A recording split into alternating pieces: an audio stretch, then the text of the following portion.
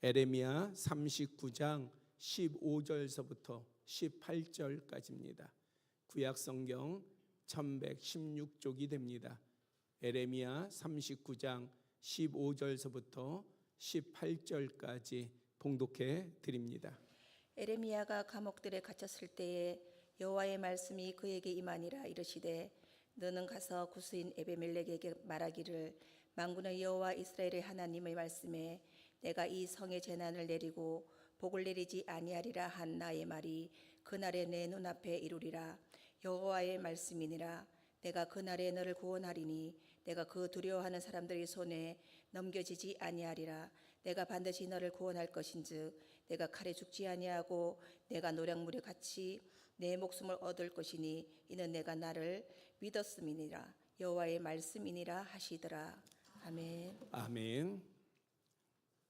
여러분은 누군가 자신을 희생 또는 헌신하여 여러분들의 생명을 구해준 경험이 있습니까?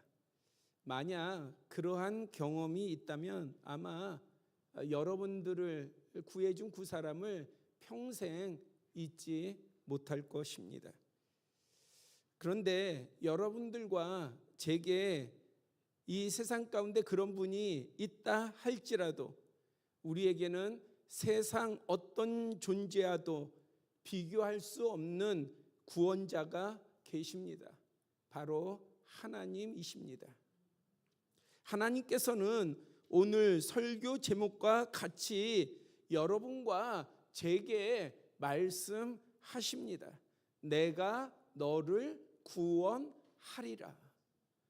이 말씀을 그냥 성경에 기록된 말씀, 그냥 목사가 하는 설교 가운데에 가장 흔하게 하는 말 그렇게 들어서는 안 돼요. 우리의 심령이 들을 줄 알아야 돼요. 무슨 말을요? 하나님께서 나를 구원하신다라고 하시는 그 말씀을 들을 줄 알아야 합니다. 그것이 우리의 삶의 형편과 처지를 꿰뚫고 우리에게 들어와야 돼요. 내가 너를 구원하리라. 그것이 내 세상의 염려와 근심과 걱정에 맡겨서는 안 돼요. 주님의 그 말씀이 분명하게 우리의 중심에 들어와야 합니다. 그렇다면 우리가 너무 익숙하게 말하고 가르치며 전하는 이 구원이란 무엇일까요? 구원의 우리말 풀이는 건지다, 구하다, 살리다의 뜻의 구와 돕다, 붙들다, 원조하다의 뜻인 원이 합쳐진 구원 단어입니다. 쉽게 말하면 스스로 벗어날 수 없는 위험과 위기의 상태에 있는 사람에게 누군가가 개입하여 그 사람을 건져주거나 살려주는 것을 말합니다. 그런데 성경이 말하는 구원에는 더욱 구체적인 요소가 있습니다. 첫째는 구원받아야 할 위기와 속박과 죽음의 상황이 있습니다. 만약에 여러분들이 진짜 하나님의 구원을 원한다고 한다면 먼저 여러분들 스스로를 살필 줄 알아야 돼요. 지금 나에게 필요한 것이 무엇인가?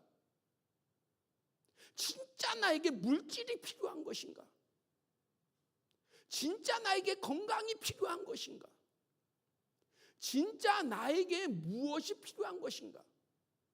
진짜 나의 어려움과 시련은 무엇으로부터인가요? 우리가 당장에는 지금 눈앞에 보이는 물질의 문제이든지 사람의 문제이든지 건강의 문제가 보이겠지만 그러나 근본적인 정말 하나님께서 나를 치유하시거나 구원하시면 나의 모든 문제가 해결되겠는가? 그 하나님께서 나에게 임할 그 문제를 볼 줄 알아야 돼요. 그 어려움을 볼 줄 알아야 합니다. 그 위기를 볼 줄 알아야 돼요. 나의 위기가 무엇인가? 나의 문제가 무엇인가? 그냥 평범하게 우리의 삶에서 느껴지는 것 말고요.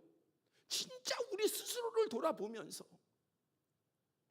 도대체 나의 문제가 무엇인가? 만약에 그것이 영적인 것이라고 한다면은 나의 영적인 어떤 문제가 있는가? 어떤 위기의 영적인 과제를 가지고 있는가? 그것을 밝히 볼 줄 알아야 돼요. 가정에도 마찬가지고요. 교회에도 마찬가지고요. 여러분들의 세상의 삶의 터전에도 마찬가지입니다.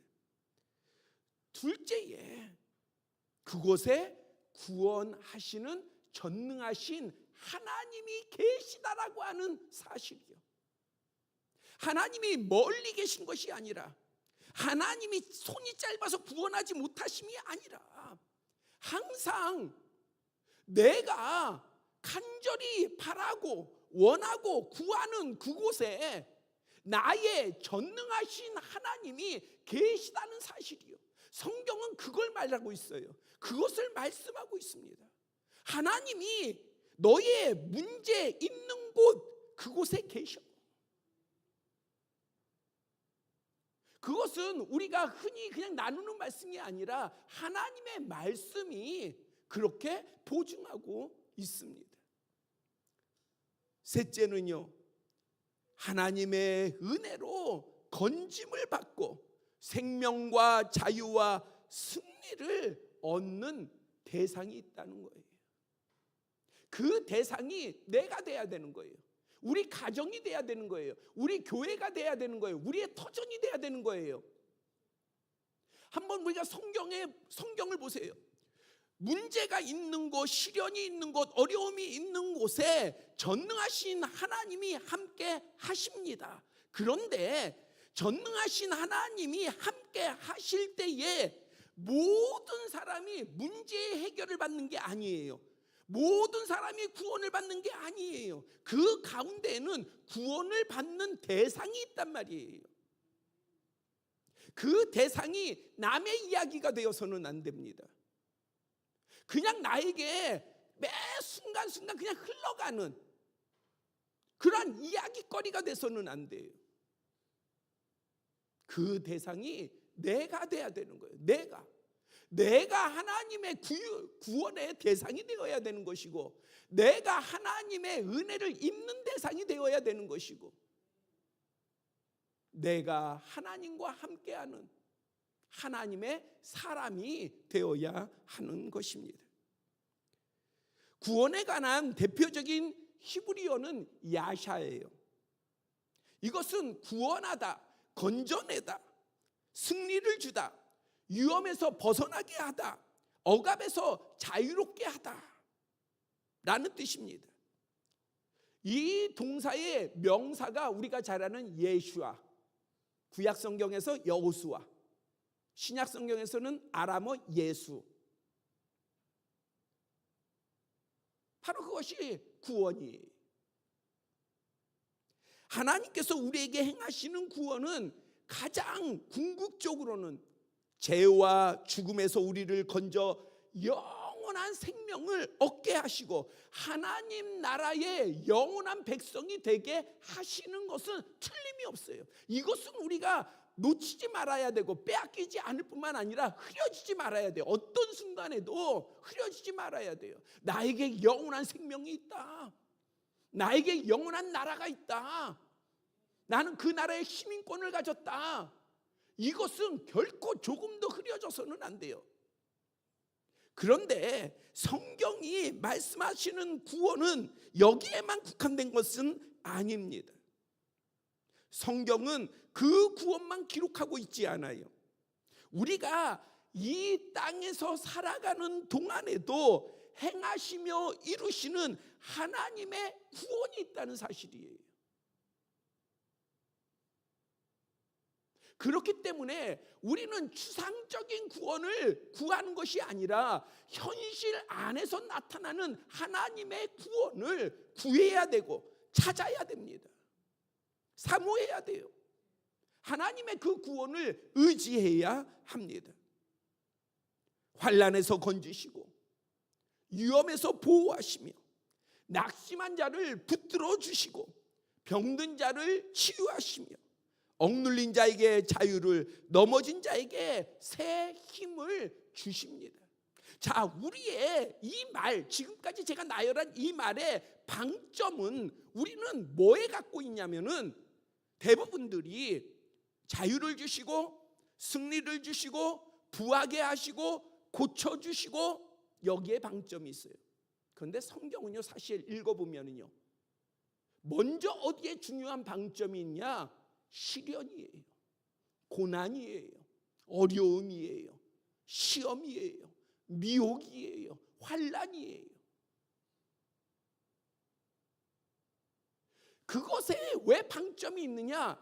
그러할 때에 구원하시는 하나님을 찾으라는 거예요. 그런데 대부분의 사람들은, 특히 믿음의 사람들은요, 오히려 세상 사람들은 세상에서 자기 마음대로 살다가 어려움이 오고 환난이 오면 하나님을 찾아요.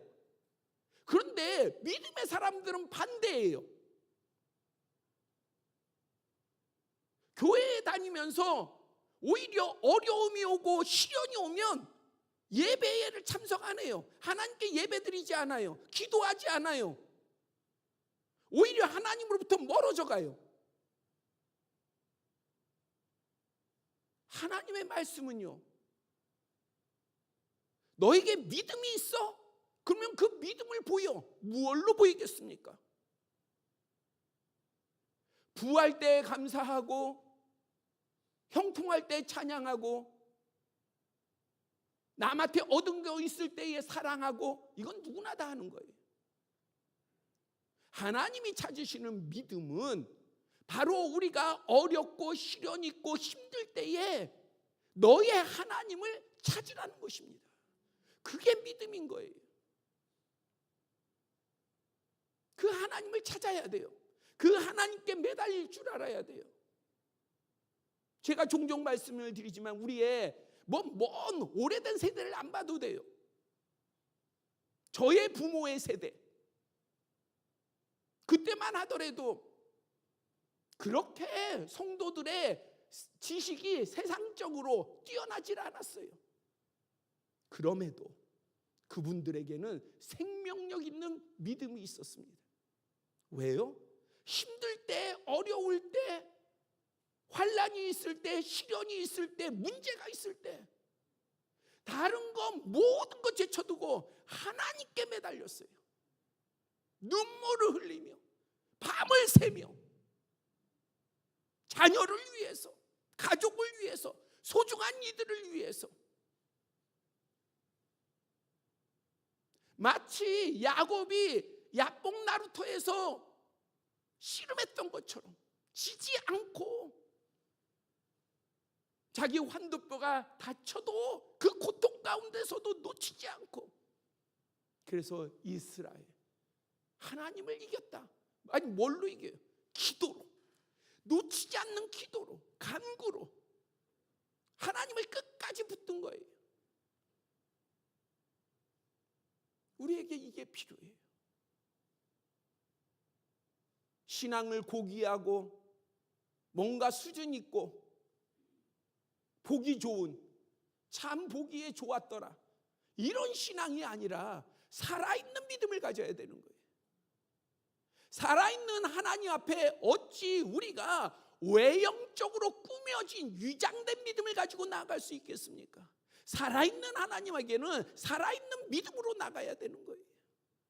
그럴 때에 하나님의 구원이 우리에게 나타나는 줄 믿습니다. 성경은 끊임없이 구원의 하나님을 노래하고 선포하며 증거합니다. 시편 3장 8절에 보니까 환난 가운데에 구원은 하나님께 있다. 62장 1절에는요, 구원이 하나님에게서 나온다. 이사야서 12장 2절은요, 보라, 하나님은 나의 구원이시라. 내가 신뢰하고 두려움이 없으리니 주 여호와는 나의 힘이시며 노래이시며 나의 구원이심이라. 하박국 3장 18절에서는요, 나는 여호와로 말미암아 기뻐하며 즐거워하며 나의 구원의 하나님으로 말미암아 기뻐하리라 고백하며요. 또한 스바냐 3장 17절에서는요, 너의 하나님 여호와가 너의 가운데 계시니 그는 구원을 베푸실 전능자시니라. 성도 여러분, 우리의 하나님은 구원의 하나님이십니다. 구원의 하나님이시오. 그리고 오늘 본문에서도 하나님께서는 선지자 에레미야를 통해 한 사람을 향해 놀라운 구원을 약속하십니다. 본문 17절 18절에 내가 그날에 너를 구원하리라. 내가 반드시 너를 구원하리라. 여기서 말하는 그 날은요, 나라가 망하고 성전은 무너졌으며 예루살렘은 폐허가 되었고 수많은 백성들은 죽거나 포로로 잡혀가는, 어느 누구도 이 환난의 때를 막거나 피할 수 없는 그러한 날이에요. 그날에 내가 너를 구원하리라. 바로 그 날이 이러한 날이라는 거예요. 어느 누구도 피할 수 없는 환난의 날이라는 겁니다. 그런데 하나님께서는 그 날에, 어느 누구도 피할 수 없는 그 날에 내가 너를 구원하리라. 그러면 구원을 받습니까? 못 받습니까? 받는 거예요. 왜? 누가 구원하시니까? 하나님께서 구원하시니까. 바로 그날에 하나님께서 약속하십니다. 내가 너를 구원하리라. 저는 이 말씀을 붙듭니다. 우리 모두가 이 말씀을 붙들기를 원합니다. 세상에 어떠한 환난이나 어려움이나 역경이나 시험이 와도 하나님께서는 우리를 구원하십니다. 하나님께서 구원하시겠다 작정하시면 그 어떠한 권세도 막거나 거역할 수 없습니다. 이것이 하나님의 구원입니다. 하나님께서 내가 너를 구원한다, 그냥 한 번 말씀하시면 충분하잖아요. 하나님이신데. 그런데 본문은 반복해서 더욱이 야, 내가 너를 반드시 구원할 거야. 아니, 하나님 말씀은요, 원래 이런 반드시, 정말, 꼭, 참으로 이런 말이 필요가 없어요. 그런데 하나님께서 반드시라는 말을 넣어서 반복해서 구원하시겠다 말씀 확증하십니다. 왜 그러하셨을까요? 하나님께서는 구원받는 자가 그 말씀을 부여잡고 담대히 나아가기를 원하시는 거예요. 염려와 근심 가운데 끌려가지 않고 평안하기를 원하시는 것입니다. 두려워하지 않기를 원하시는 거예요. 누가? 하나님을 믿는 자가, 하나님께 구원받는 자가. 우리가 하나님께 구원받음을 확신한다면 두려워하지 마세요. 염려하지 마세요. 근심하지 마세요. 하나님을 벗어난 염려와 근심은 우리에게 원망을 나타나게 합니다. 불평을 나타나게 해요. 그것이 광야 백성 아니겠어요?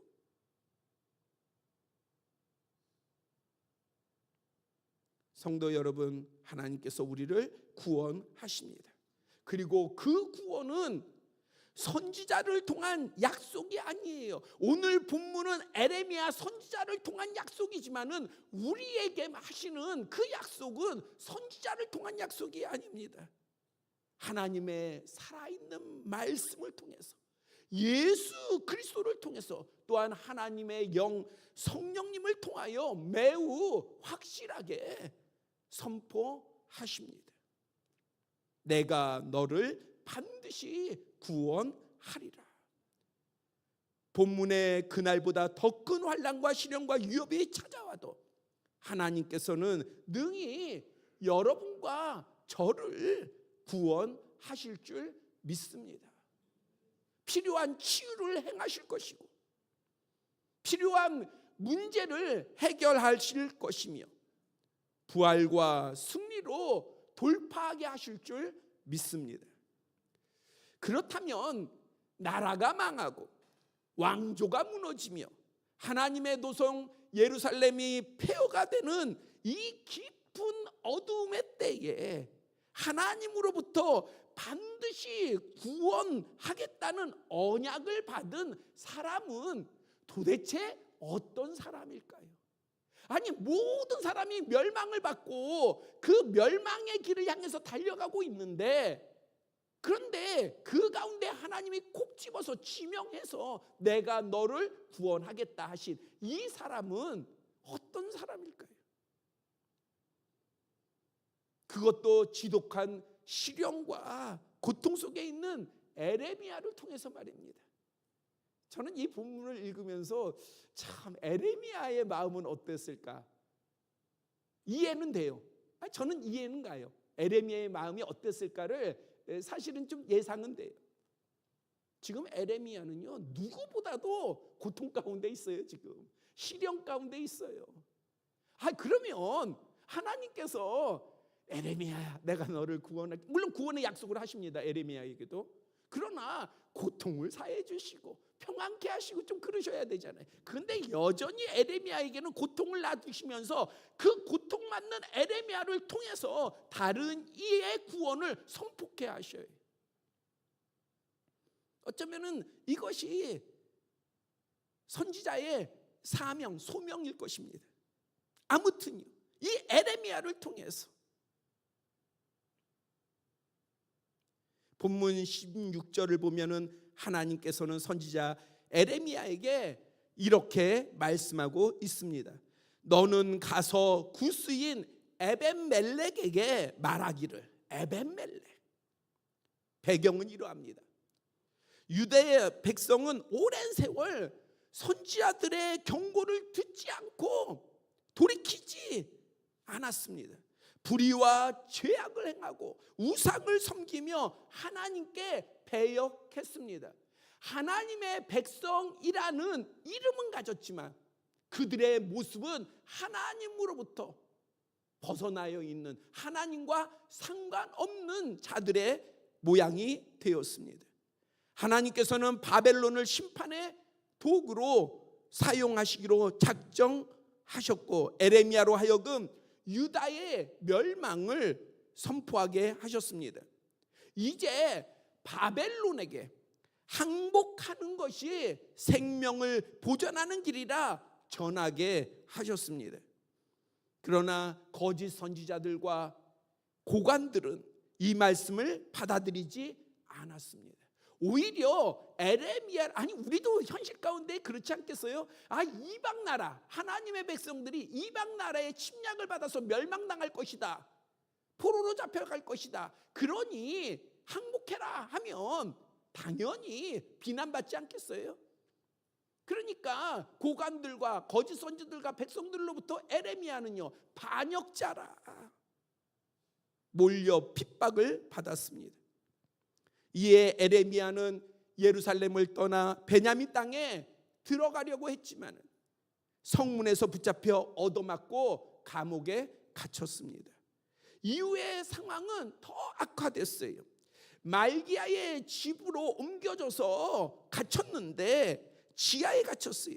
그런데 이곳은 어떠하냐? 뚜껑이 덮인 웅덩이와 같아요. 그리고 이 바닥은 진흙이에요. 그러니 그곳에 던져지니 에레미야가요, 진흙 속에 파묻혀서 그 웅덩이 속에 지내는 거예요. 시간이 지나면 굶주림과 추위 때문에 서서히 죽어갈 수밖에 없었습니다. 이러한 상황에서 누가 이 에레미야를 돕겠어요? 아니 지금 그 고관들, 세력을 잡고 있는 고관들이 지금 에레미야를 죽이려고 하고 있는데 누가 그 고관들의 그 마음을 거스리면서 이 에레미야를 누가 돕겠습니까? 자신의 목숨을 걸어야 되는데, 그런데 오직 한 사람은 달랐습니다. 바로 에벳 멜렉입니다. 이 사실을, 에레미야의 모든 상황을 안 그는 왕에게 나아갔어요. 왕이여, 저 사람들이 선지자 에레미야에게 행한 모든 일은 악합니다. 그리고 시드기야 왕에게 직언합니다. 이것은 정치적인 판단이 아니에요. 아니, 정치적인 판단으로는 이렇게 할 수가 없어요. 정으로요? 할 수 없는 거예요. 바로 시대가 아무리 어두워도 하나님의 뜻을 분별할 줄 아는 지혜가 그에게 있었습니다. 하나님의 뜻을 아는 거 매우 중요합니다.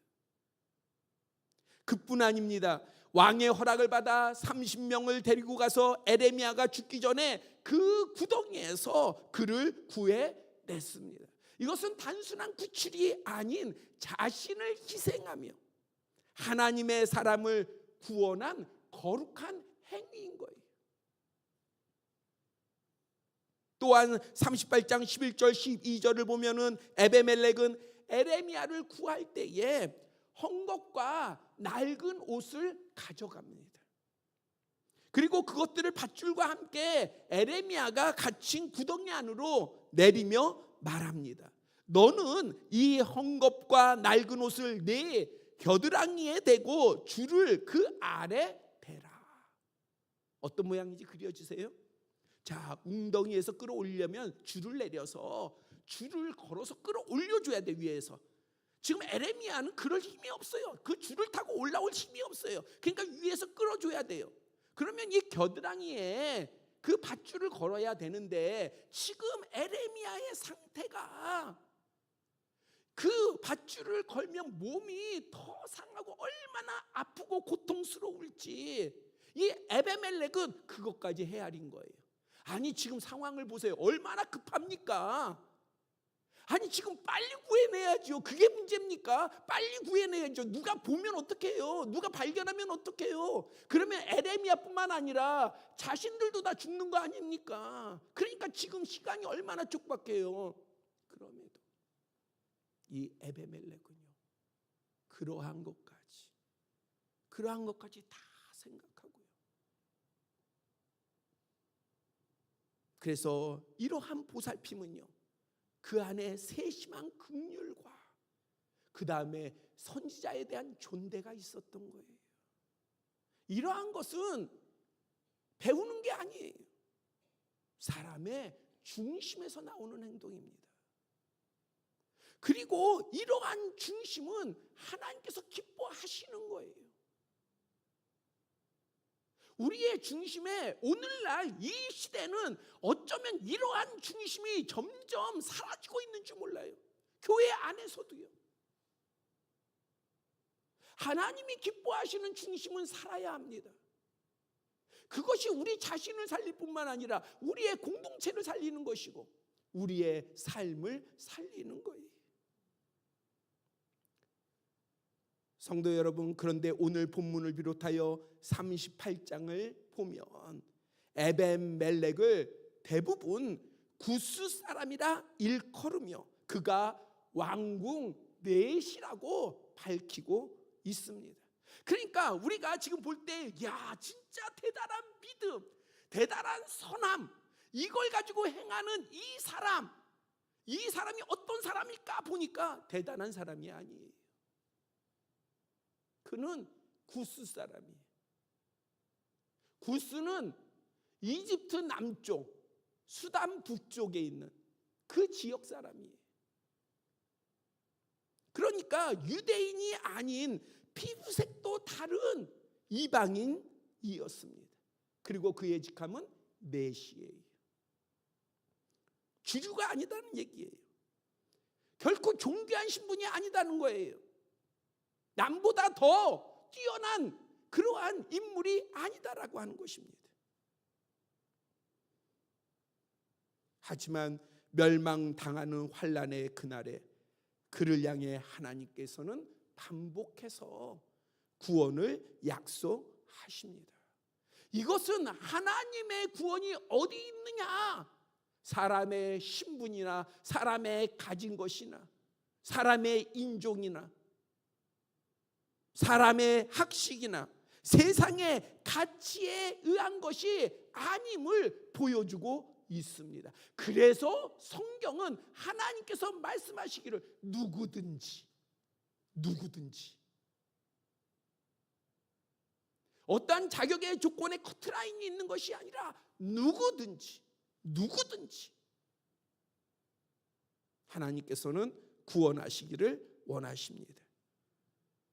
그렇다면 에베멜렉에 무엇이 하나님의 구원을 초청하였을까요? 이러한 세상적인 가치 기준이 아니라고 한다면 도대체 무엇이 하나님의 구원이 그에게 임하도록 하였을까요? 이것에 대해 본문 18절은 분명하게 선언합니다. 이는 네가 나를 믿었음이라.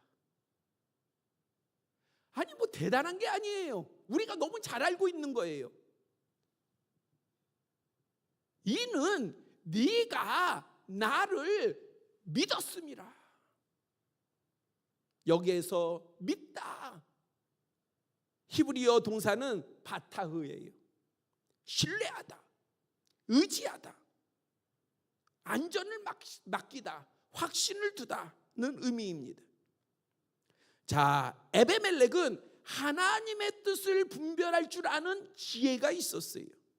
하나님 편에 서서 목숨을 다해 헌신하고 희생할 줄도 알았습니다. 그는 자신의 혈통이나 배경, 다른 사람들의 편견이나 세상 제도가 어떠하든 그것을 넘어서 하나님께 속할 줄도 알았어요. 그런데 하나님께서는요, 이 모든 것을 한 가지로 증거하십니다. 바로 에베멜렉의 믿음이. 믿음이 이런 거라는 거예요. 우리가 가져야 될 믿음은 이런 거라는 겁니다.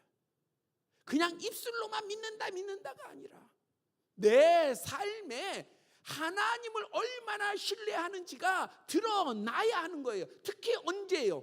환난의 시기에, 시련의 시기에, 시험의 때에, 어려움의 때에, 문제의 때에, 그때에 우리가 할 것은 하나님 앞에 나의 믿음을 보여야 합니다. 그러면 하나님께서 우리를 구원하십니다. 반드시 구원하십니다. 그러시면서 우리에게도 같은 말씀을 하시는 거예요. 내가 너를 구원하는 것은 네 믿음이다. 살아계신 하나님께서는 구원의 하나님이십니다. 하나님께서는 예루살렘이 무너지는 그날에도 왕궁의 구스 사람 넷이 믿음의 한 사람인 에벤멜렉을 잊지 않으셨습니다. 세상이 다 무너져도 하나님께서는 에벤멜렉을 기억하셨어요. 그의 이름을 아시고 그의 두려움을 아시며 그가 행하는 일 또한 알았습니다. 무엇보다도 그의 믿음을 아셨어요. 내가 그날에 너를 구원하리라. 내가 반드시 너를 구원하리라. 우리가 이 세상을 사는 동안 우리에게도 각각의 형편과 상황 중에 그날이 올 수 있어요. 때로는 작게, 때로는 크게, 때로는 감당하지 못하도록 우리에게 또 오늘 본문이 말하는 그날이 올 수 있어요. 무너지고 흔들리며 낙심되고 실망하고 실패할 때 말입니다.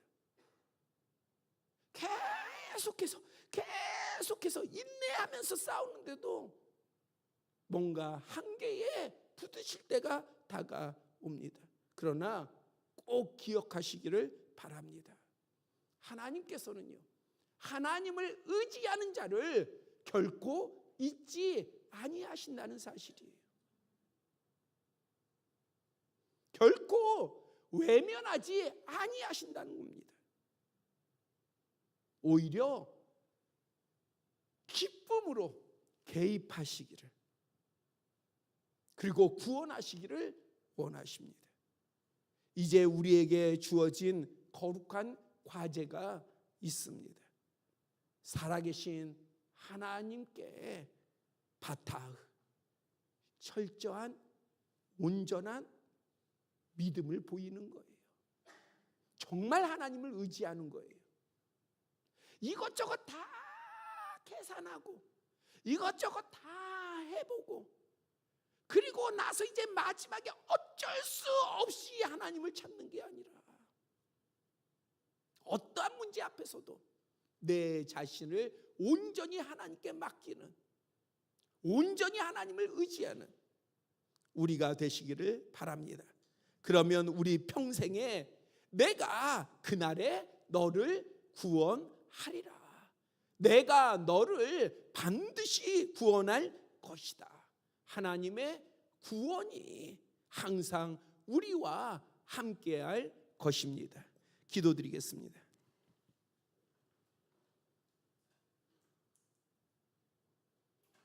아버지 하나님, 우리가 참 부족하고 연약하지만 세상 가운데에 우리가 작은 자라 할지라도 하나님, 우리가 살아계신 하나님을 믿으며 그 믿음을 굳게 붙잡습니다. 그 믿음 안에서 하나님께서 우리를 구원하심을 믿습니다. 영원한 생명을 주실 뿐만 아니라 이 땅에서도 풍성한 구원의 역사를 이루실 줄 믿습니다. 우리의 삶에서 구원하시는 하나님을 보기를 원합니다.